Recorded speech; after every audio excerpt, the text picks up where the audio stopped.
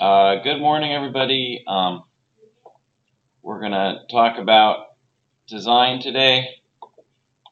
I have these resources are available on your computers also. I just want to go through and take a look at them. This one is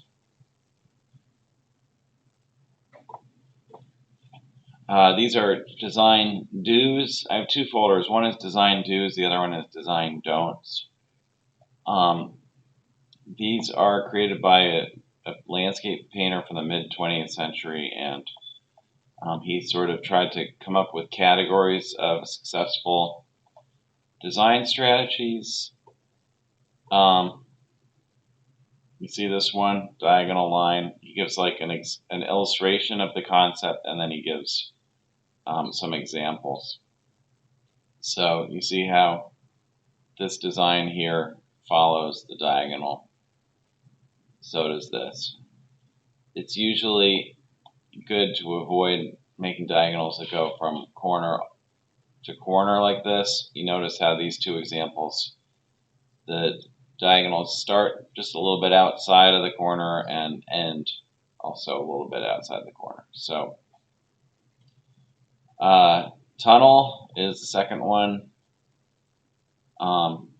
where the foreground sort of wraps around the background. So you have these foreground elements with distant background elements. Silhouette. That could be a dark foreground, light background, kind of random shapes. And pattern.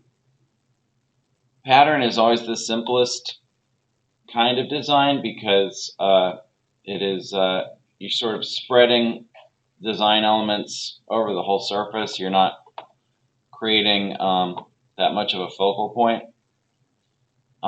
If anyone's ever seen a Jackson Pollock painting, those big drip paintings, it's hard to think how he could have screwed one of those up. You know, you just like, it's just a tangle of drips, and so it's kind of hard to mess with that. I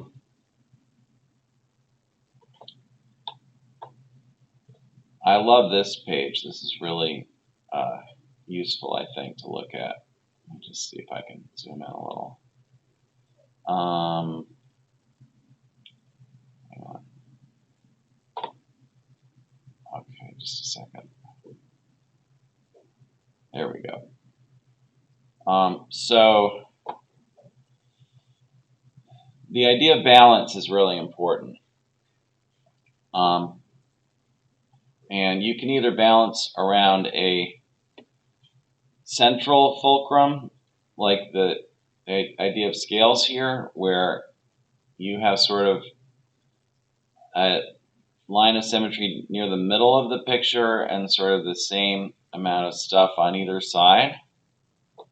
Or you can balance around a fulcrum that's not centered. And if you've ever been on a, what are those things called? Seesaws, yeah. You know that you can have like a really big person near the fulcrum can balance a smaller person towards the outside, right? So that's what's going on here. Notice that if we think about where the middle of the picture is, this giant mass, which is near the middle, balances this smaller mass, which is far from the middle. Okay, so these are all ideas of balance. I think very useful to think about. Moving down, circle ideas are always successful. Like you sort of use diagonals and curves to lead the eye around the perimeter of the picture, leaving the center more or less empty.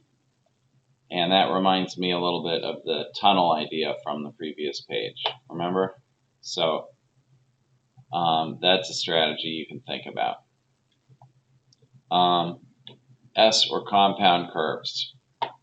Okay, these bring your eye through the design in a very gentle and kind of pleasing way. And it doesn't have to be curves. It can be, see how these are fairly straight diagonals going up and around. And the way we scan a design, this has been proven in the laboratory, is generally from the lower left. So this is sort of where your eye comes into the design down here. And if you make this turn right here, it's going to bring the eye back around. And the eye fades off into the distance, but then you notice that both of these designs have a kind of focal point in the lower left so that you return there again. You're basically, design is about directing the eye in a pleasing way through the composition. Interesting also is that this pattern of the eye to track from left to right is more prevalent in cultures where we read from left to right. And design tends to work a little differently in cultures that read from right to left or from top to bottom. And finally, this one is another example of a kind of, oh, these are examples of what was on this page. So here's the fulcrum idea again, another example. Here's another example of the circle idea. Notice that the circle doesn't have to be complete, it can be broken. And here's another example of an S-curve. Next page. Okay, we just did that one. Hang on. Okay, zoom in a little.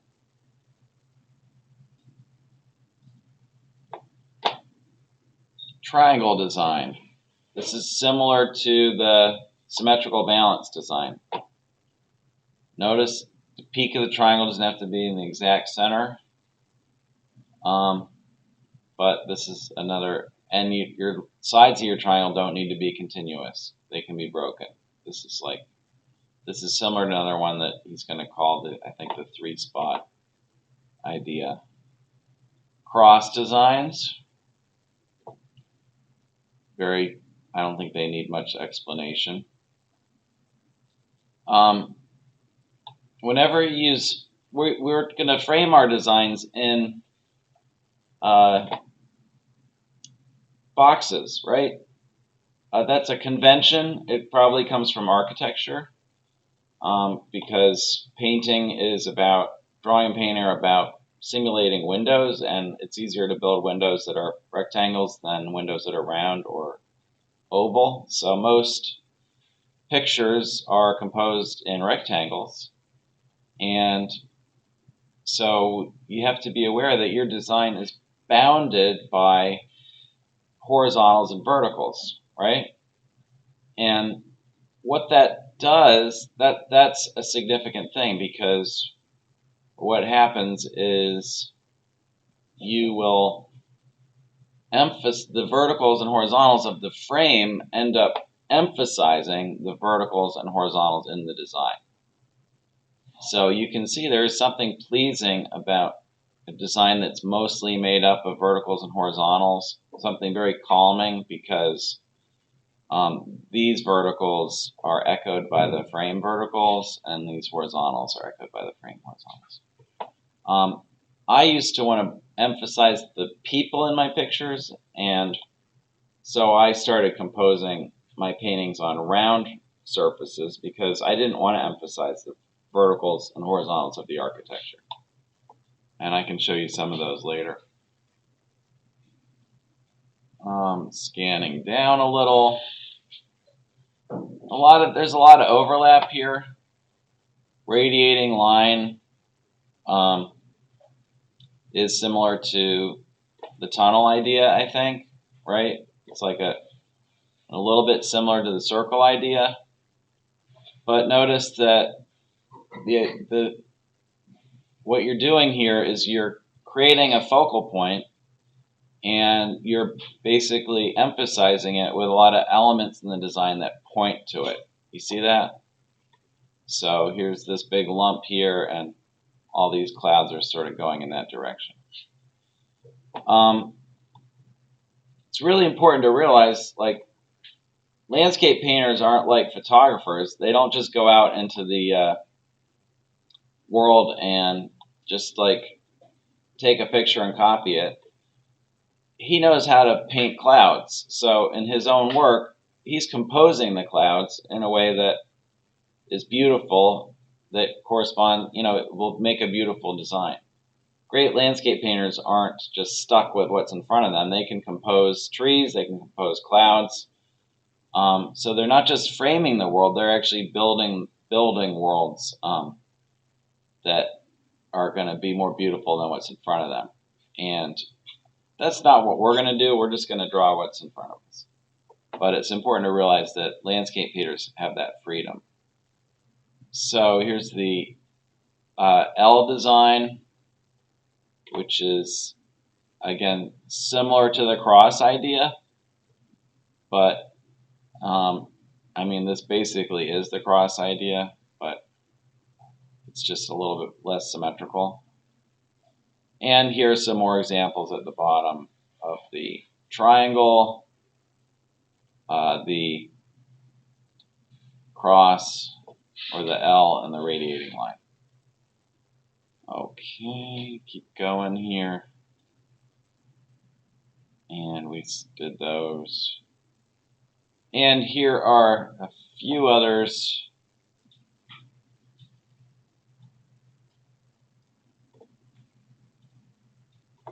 Suspended steel yard. Does that remind you of any of them?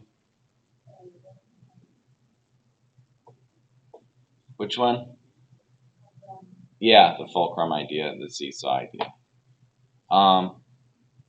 See, we have it's just different. It's like an upside down, right? Can you see that? It's like, and he's using it with an idea of reflection.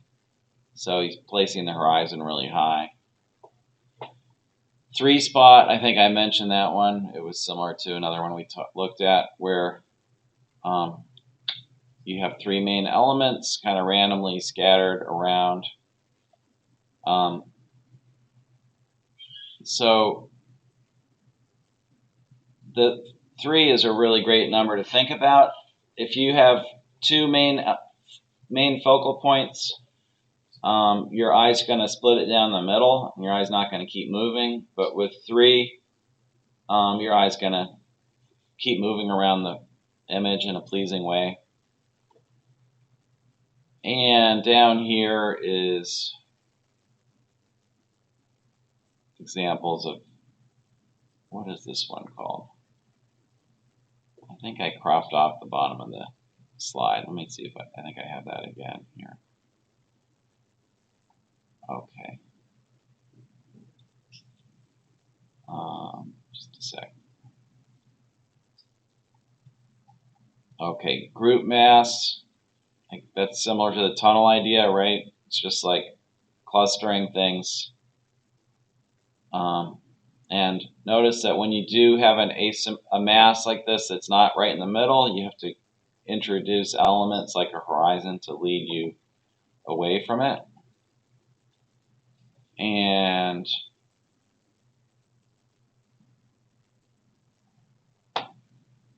here's some basic kind of principles. You can either put points of interest in the center, or you can scatter them, which is sort of like the pattern idea.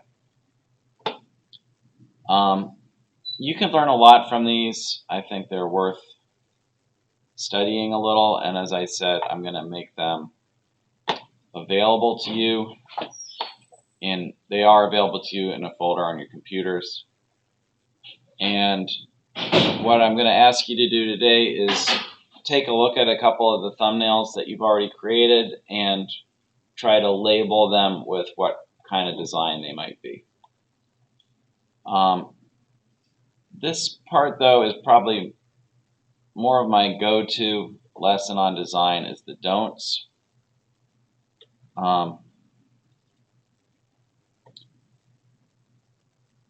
because what we're mainly interested in design is we are interested in what can go wrong. A lot of things can go right, and you can break some of the rules. You don't have to make a design that fits any of those patterns that we just talked about, but it's really important that you can see what's going wrong in a design. So most of the design don'ts have to do with tangents.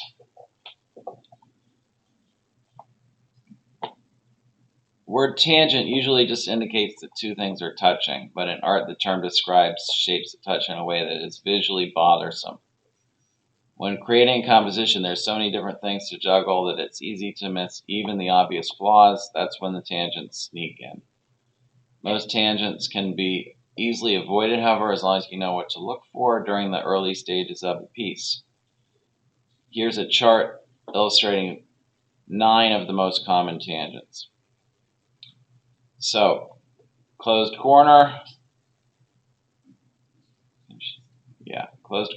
halved shape, fused edges to the frame, fused edges on shapes. You see how these, in the same way that this shape is just touching the frame, these shapes are just touching each other. Hidden edge, where the edge of this barn meeting the edge of the tree. Split apex, where you see how the peak in the background and the peak in the foreground line up. You're not seeing that, Bella? No, I don't like that. Oh, you don't like it? Yeah, it's ugly, right? Yeah. Anytime you line things up too much between the foreground and the background, it flattens the picture. It makes it hard to read, and we don't like that. We like to be able to clearly see what's foreground, what's background.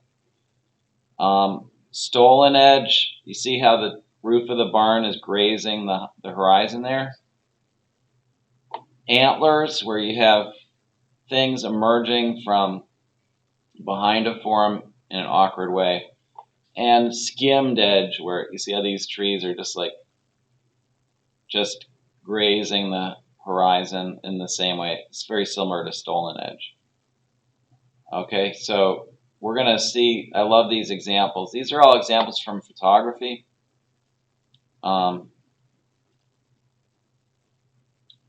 So here's the idea of the closed corner.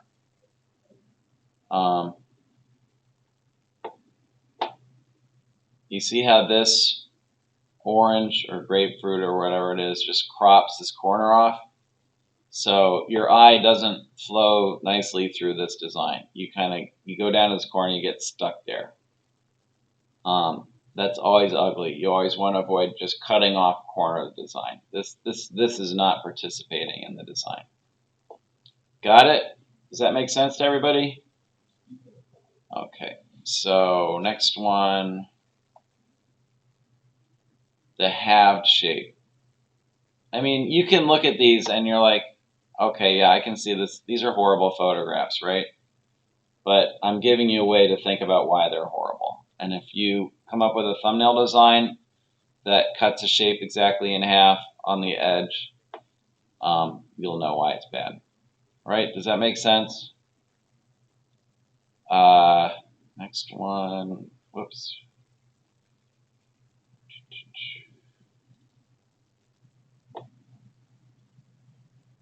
The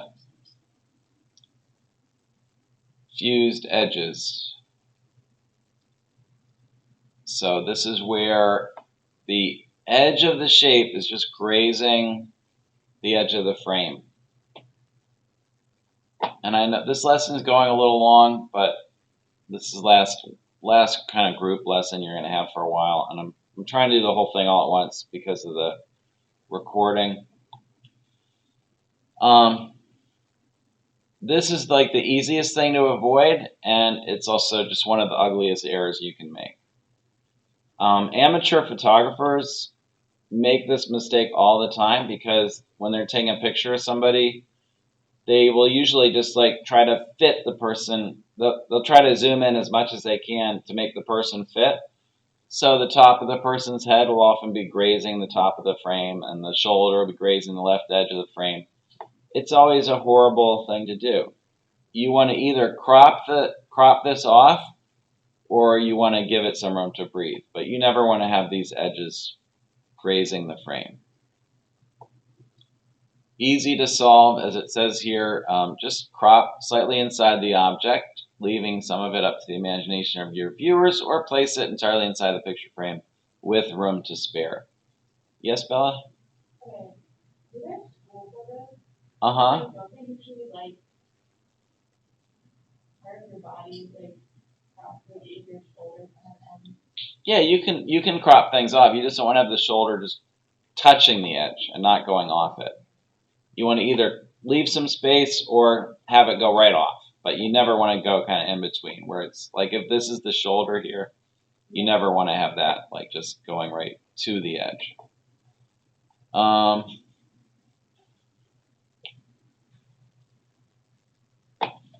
Same thing goes with object to object fusing. You see how this curve just hits that curve, right?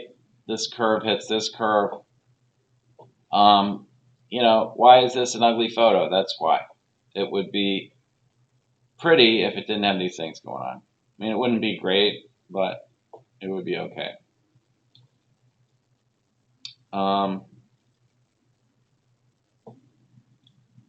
So, hidden edge. When the edge of one object is hidden behind another object or in the same direction, the two may appear strangely joined together.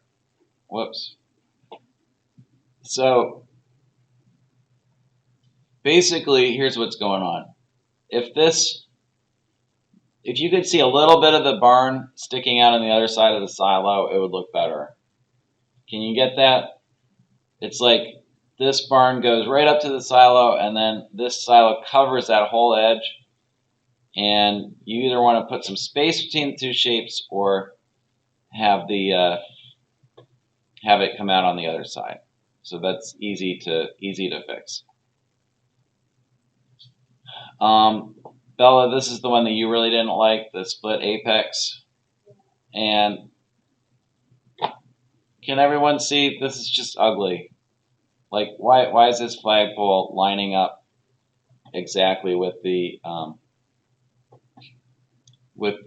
chimney and the peak of the roof, right? So all you have to do is you move your point of view a little bit to the left or a little bit to the right, and it becomes not split anymore.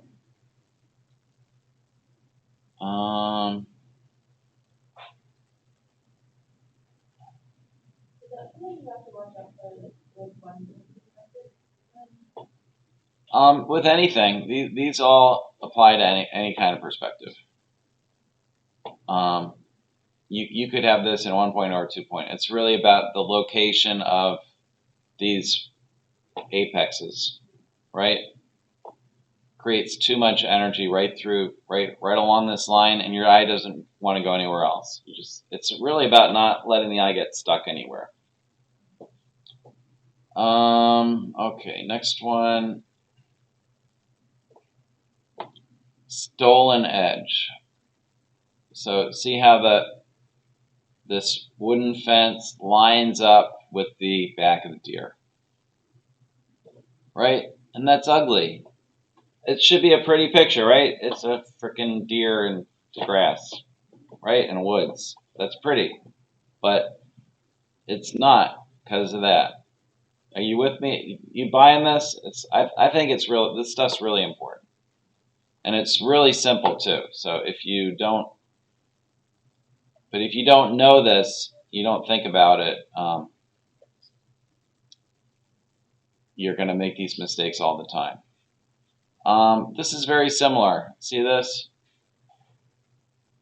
Again, it should be pretty. It's a bird and the beach. But this is awkward. You want to either have the bird's head overlapping this form, or you want to create some space between them. Remember, all these design errors they all have to do with tangents. And this is what a tangent means. It's these curves kind of just kissing each other and creating too much energy where they meet.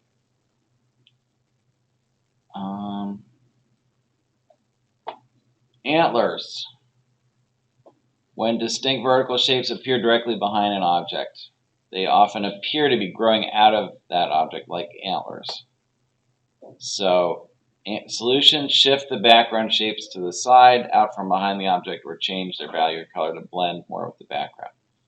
So can you see that that's not very attractive, right? Again, should be a pretty picture. It's a cute horse and tree. We like horses. We like trees. It's ugly though because of the way the trees appear to be growing out of the horse. Now it's not like anyone looks at this and says, "Oh my God, this horse has trees growing out of it." Like it's not actually what we perceive, but in terms of design, it's a little bit confusing and therefore a little bit ugly. And that's it. And one other thing I have in this folder is some examples of really beautiful paintings that break some of these rules. And I'm sure you know from English that you learn all the rules of grammar and then you're like, hey, how come this famous writer broke these rules? The English teacher says, you have to learn the rules before you can break them. You see the skimmed edge of this head against the road. In fact, the head's almost on the horizon. Why does that work? It's like, it shouldn't work, right? I think it's still a successful painting. And let me just bring this down so it's on the video more. I'll tell you why it works. Do you feel like a lot of energy comes to the head because of the way the edge is grazing here? Would everyone agree there's a lot of energy, like your eye goes up here pretty quickly? So what brings your eye away from that point? How come your eye doesn't get stuck there? The girl behind her, definitely. She's pointing at something, reaching for something. So this carries your eye around this way. What else moves your eye? Anybody? Well, most of the light is right near her head. So does anything lead your eye to the lower left?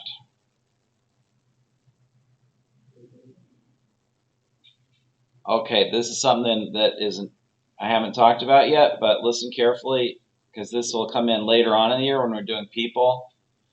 One of the strongest ways to lead the eye around a design is by the human gaze. Because when we see where someone's looking, we look where they were looking. Okay, that's a very sophisticated thing that's happening in your brain. When you see somebody's looking intently at something, you look at you're like, what are they looking at? And you follow their gaze. Interestingly, there's only one animal that does that besides humans. I think maybe some higher primates do it, but most animals don't do that. Like they're not able to look at someone's gaze and then follow it. Like that kind of curiosity of like the animal sees you looking at something and they like look over at what you're looking at. There's only one animal that does that. Does anybody know? Dogs. Yeah. Dogs do that and no other animals do. Like if you're looking at something, the dog's going to look at you and then look over at what you're looking at. So that's kind of interesting. Last example, again, very similar, right? Skimmed edge here, but is it bad? Is it a bad design? No, it's a beautiful design. But what's happening here, two things are happening. First of all, all these women are looking at the ground. So again, The gaze of all of them is bringing our eye back down to the ground.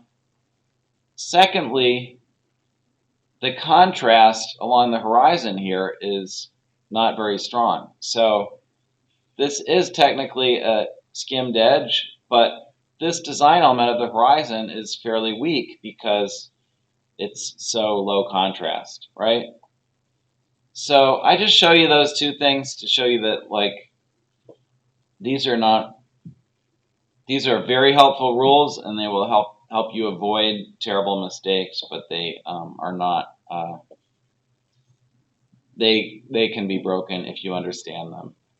Okay, so it's really useful to if there's something you don't like about a design, it's useful to think about the error in terms of tangents. And when I'm talking to you about your designs, this is the language I'm going to be using. You have to understand this about tangents to make sense of what I'm criticizing. But you don't have to. It's not like you build designs from the ground up this way. It's just a way to assess what you've done. So I'm going to stop the recording now. Thank you very much.